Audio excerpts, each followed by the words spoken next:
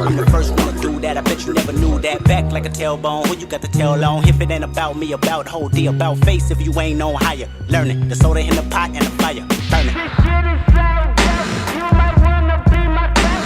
This shit is so dope. You might wanna be my.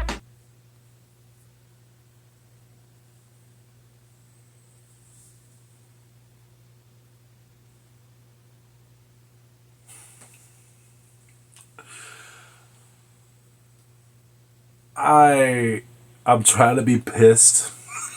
I'm trying to be mad. Normally when I do rants and when I do like when I bash on things I'm trying to like rant about, I normally get mad. I normally in a bad mood when I do it. But I'm actually in a great mood today. This is the week where Dead Island 2 is coming out, and I can't wait to get my hands on it. And that's like the only thing that's been on my mind ever since. So I have to be real with you fans. I'm not really mad right now.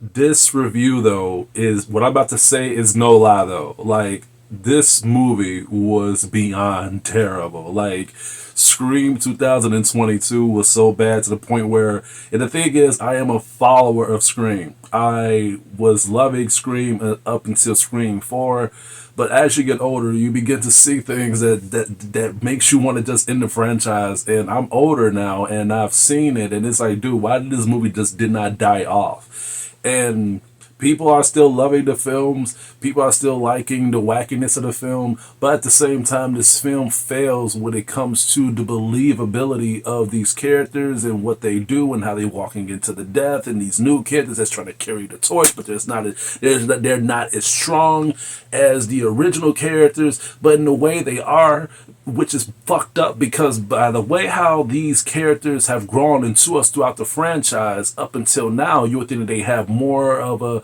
lifespan, more of a common sense span, but instead of just walking into the danger. So these new characters can hold the torch, but we don't really give a fuck about these new characters because they don't do anything for us to like them. Now I could just end the video here and just give it a rating because I literally just tell you what this film really grinds my gears about.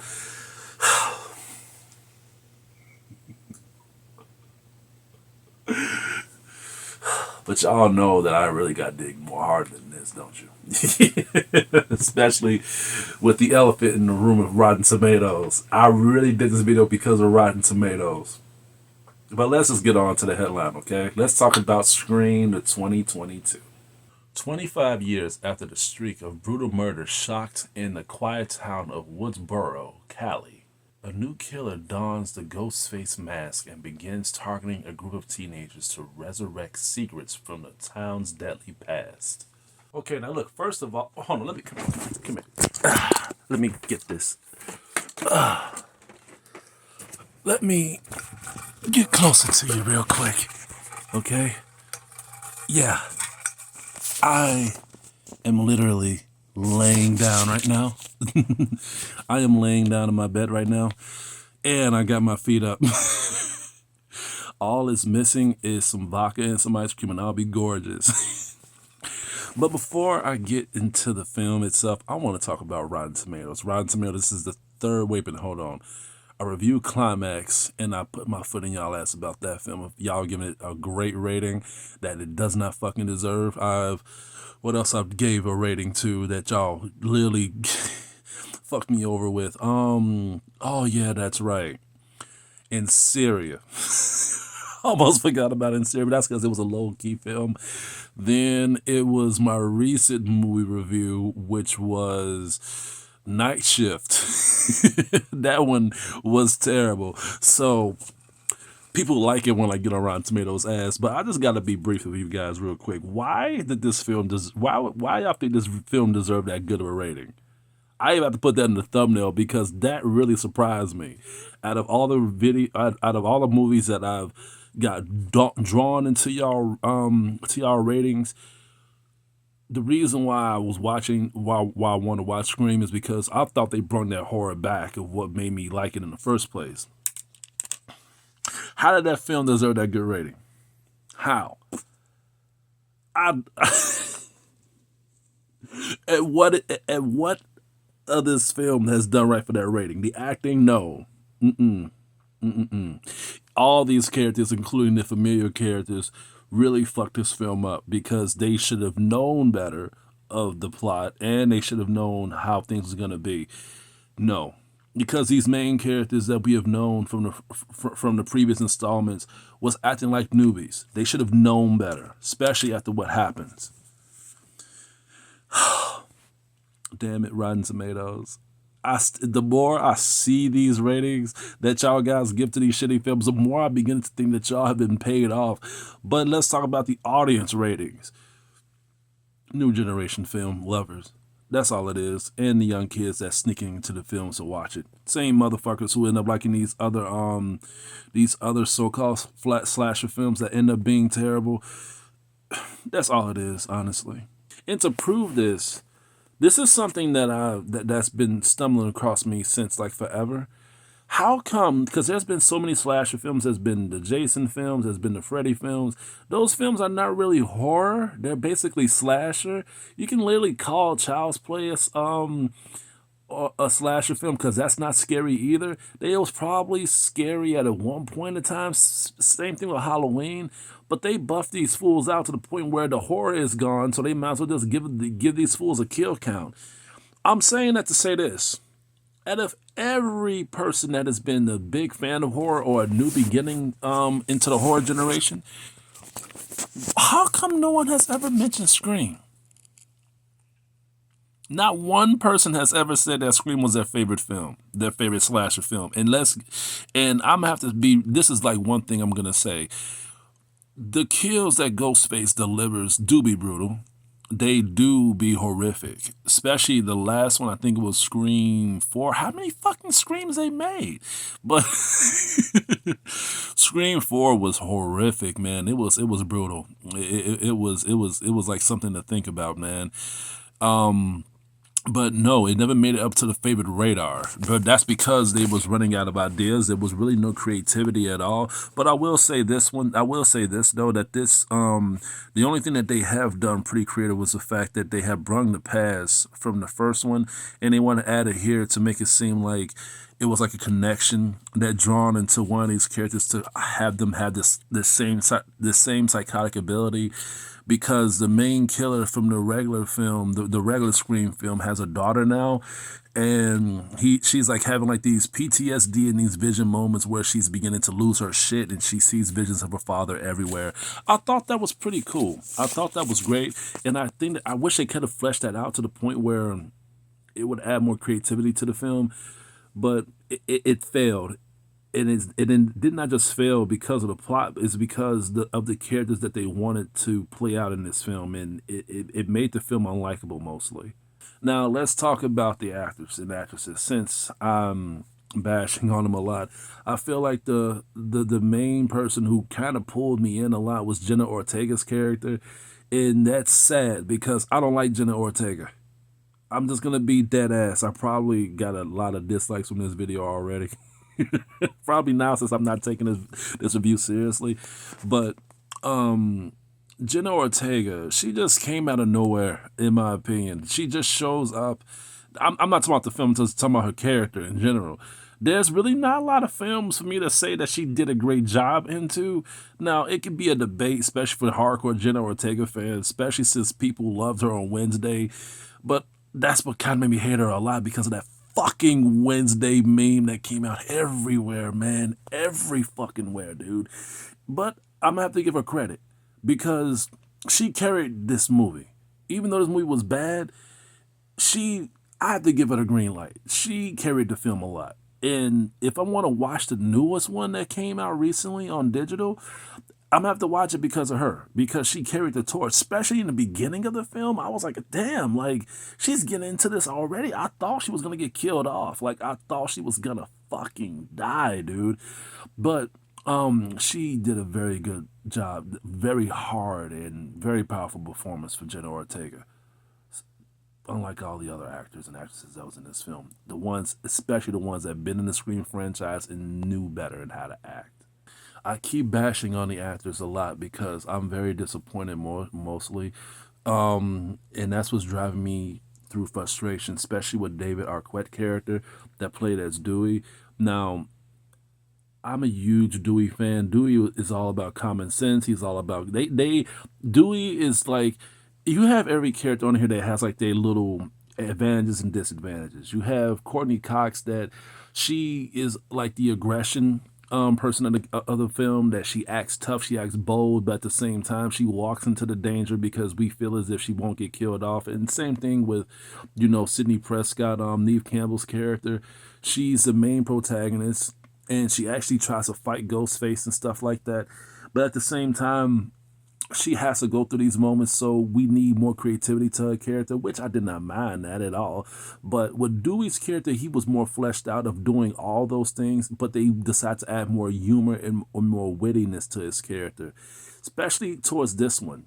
I wanted to see how they was going to do his character on this movie, and they did him great and fucked up. The reason I'm saying great is because Dewey retired as a police officer because he was his heart was tarnished of him and Gail's character, and at the same time it was believable. I wasn't mad about that at all, but I did love his speech where they needed help finding the killer and see who the killer was, and he wasn't interested, but he for some reason he helped them out anyway, and he left a good advice of what he went through the previous film, saying that, mainly whoever is the killer is mostly the person you trust that has a grudge, and the killer can be your boyfriend, it can be someone that you can be related to and stuff like that. And he was laying out very hard bullet points, and I was like, holy shit.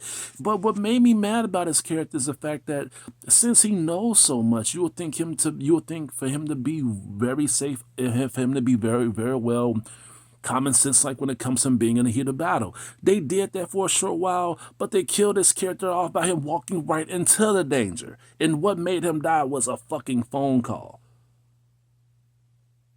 Where was all this survival talk at? Just thrown it out of a fucking window. That's like a cop giving people advice of how to use a bulletproof vest, and he goes out into danger by not having no vest at all. And he just be the first one to get shot. That don't make no damn sense to me. And what made matters worse is by Scream 3, when Gail was being attacked by Ghostface and she called Dewey up so he can help her out. The first thing he told her was, before you open the door, is, how do I know this is you and not the killer? Where the fuck was that Dewey at? But instead we got Mr. Dewey answers the phone and he gets stabbed twice by a female Ghostface killer. Get the fuck out of here, man. And the main character, Sam, Melissa Barrera as Sam, I did not like her character at all. She may have been through the Scream series. They made a television series too that I just found out. I did not like her character. Her character was bitchy. Her character was like, not one thing about her I liked at all. Especially when Sidney Prescott and Courtney Cox was trying to influence her to, hey, like, listen to us. Like, we need, if you want your sister and yourself to be safe, you want to listen to us or whatever. And she just turned them down. She just said, no, fuck y'all. I'm not helping y'all out. And at one point I was like, nah, she's a fucking asshole. Like, these girls survived all the fucking Scream films, and you don't want them to help you out. But after what happened to Dewey, I was like, you know what? I don't mind. You know what? Because these people are just being stupid now. They're just walking into the fucking danger. I would have been against Melissa's character, Sam, but after what happened with Dewey, that was dumb as hell. I would have been like, yeah, y'all girls, y'all get the fuck up out of here, because y'all know how to fucking survive. Honestly, I don't even know why Courtney Cox and Neve Campbell was in this film. They didn't really do nothing creative at all, except just talked about how much they didn't want to do this again.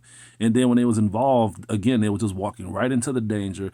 Courtney Cox had me laughing, though, because when they was trying to rescue Sam in the house, when they knew that all hell was breaking loose, the Ghostface killer, the girl herself as Ghostface, came out and saying, help, help, help, I need help. And they knew it was a trap. Courtney Cox said it was a trap. She was like, it's a trap, it's a trap. And then she actually gets shot knowing that it was a trap. I was like, are you serious? That just shows you that this movie is lacking creativity, and shows again, like, why is this score this big, Rotten Tomatoes? I'm laughing at that more than anything. honestly, I don't even know if I'm gonna watch the new one. I feel like I know I talked about me watching it now because Jenna Ortega carried the film and the franchise itself, but after Dewey dying, man, it killed the film for me. Like after Dewey dying, like that, just by him being distracted with a phone ringing, it's like, oh man, y'all literally killed the film for me. And honestly, I felt that way right after he died. Right after he died, it felt like it was like the film itself just felt dull for me at that point. And again, that just shows that this franchise itself needs to die off. I'm gonna have to give this film Scream. What should I give this film? Should I give it an A plus?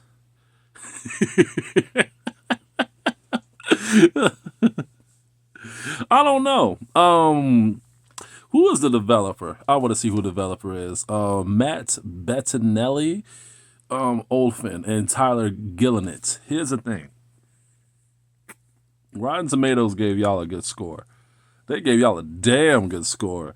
I'll tell y'all what, wire me $50 million and y'all can get that A plus. I'm very picky with my reviews. I'm very picky. Y'all give me $50 million a piece. I want Matt Bettinelli. Matt Bettany Olfen. I'm sorry if I'm saying your name wrong. And Tyler Gillenett. Each of y'all niggas give me $50. I mean, $50 million bucks. $50 million bucks.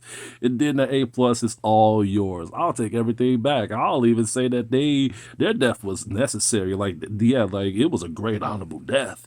I would say that. But I'm gotta go back into the real world. If I'm not gonna get that money, I'm gonna give y'all a D.